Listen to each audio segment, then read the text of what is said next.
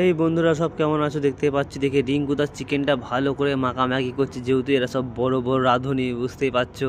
আর আমরা রান্না বাড়া করতে পারি না, খালি গিলতে পারি আমরা, মানে যেহেতু খেতে পারি আমরা। তো এদিকে প্রত্যেকটা মানুষকে নিয়ে নিয়েছে, কে গাজর কাটছে, কে পেঁয়াজ কাটছে, কে টমেটাম কাটছে, কে ক্যাপসিকাম কাটছে, মানে ইত্যাদি, বুঝতেই পারছো। আর এদিকে সাবিরদা সব আদা রসুন কাটা ছাড়ানো হয়ে গেছে, আর উনিই বেটে ফেললো আদা রসুনটা বসে। এনারই পার্টি, সাবিরদারই পার্টি, তাই 20 থেকে 25 জন নেমন্তন্নতে আছে। তাই আমরা খেতে বসে পড়লাম, হয়েও গেল, খেতেও বসে পড়লাম। তাই খাওয়া দাওয়া তো আইটেমে বেশি কিছু করিনি গো। ফ্রায়েড রাইস করেছিল, আর চিকেন কষা করেছিল, আর চাটনি আর পাঁপড়, এইটাই করেছিল। তাতে আমরা খেতে পারিনি গো। আর যাও তো, চিকেনগুলো না সব গুঁড়ো গুঁড়ো হয়ে গেছে, মানে ভালোভাবে ভাজলে না চিকেনটা বেশ শক্ত হয়ে থাকতো। তাই মুখে সামনে বলতে পারবো না চিকেনটা তোমাদের গুঁড়ো গুঁড়ো হয়ে গেছে। যা হয়েছে আলহামদুলিল্লাহ অনেক ভালো হয়েছে।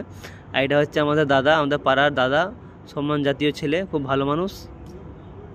তাই আমাকে বলছে বেশি